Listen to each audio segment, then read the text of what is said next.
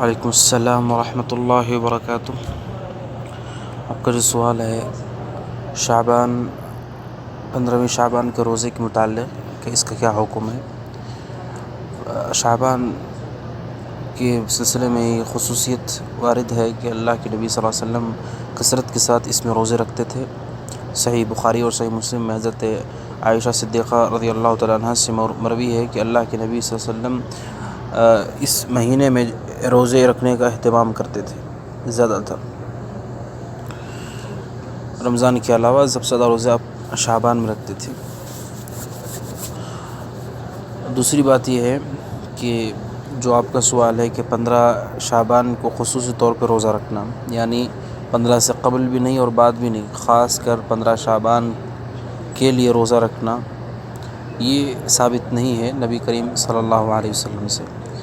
اگر کوئی پہلے سے رکھتا آ رہا ہے اس لیے کہ شعبان میں آپ نے روزے رکھے ہیں، پہلے سے رکھتا آ رہا ہے تو کوئی حرج نہیں ہے۔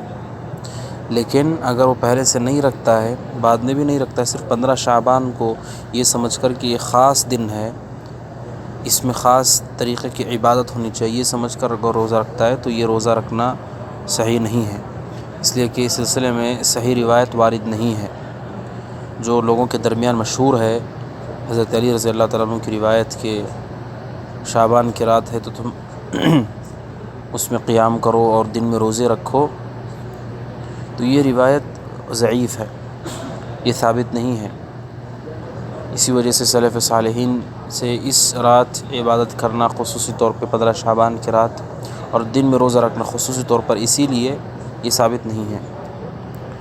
اس سے پرہیز کرنا چاہیے، دور رہنا چاہیے۔ دلیل وہی ہے جو قرآن اور سنت میں ہو، اور سنت کے اندر ضروری ہے کہ وہ صحیح سند کے ساتھ ثابت ہو، سلف صالحین کے ذریعے سے ہم تک پہنچی ہو، صحیح اسناد کے ساتھ صحیح طریقے سے پہنچی ہوئی ہو، تو وہ ہمارے لیے دلیل اور حجت ہے۔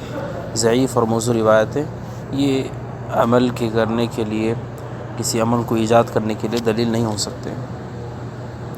نبی کریم صلی اللہ علیہ وسلم نے فرمایا کل بدعۃ ضلالہ، ہر بدعت دین میں نیا کام کرنا یہ گمراہی ہے، تو اس عمل سے بچنا چاہیے۔ الا یہ کہ اگر کوئی پہلے سے رکھتا آ رہا ہے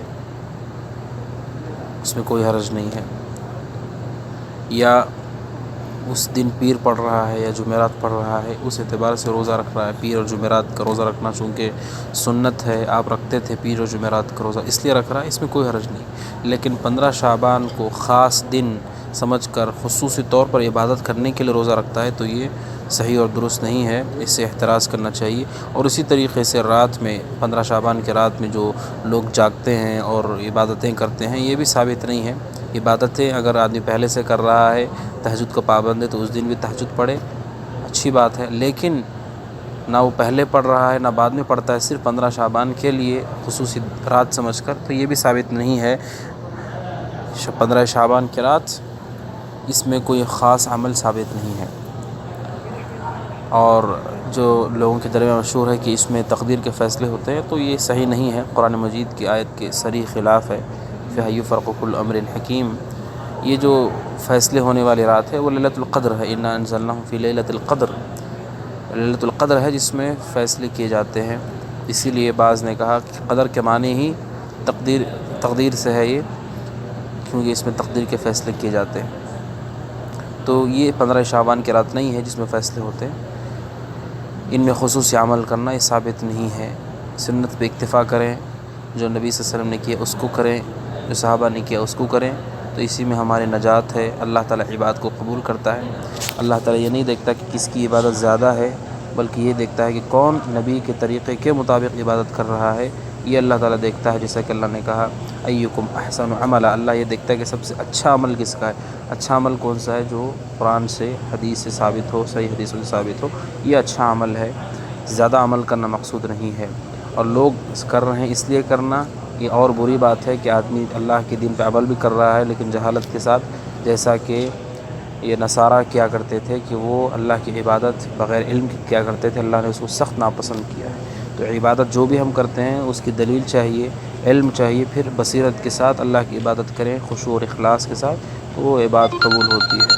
اللہ تبارک و تعالیٰ سے دعا ہے کہ اللہ تبارک و تعالیٰ ہمیں اس کی توفیق عطا فرمائے، آمین۔ والسلام۔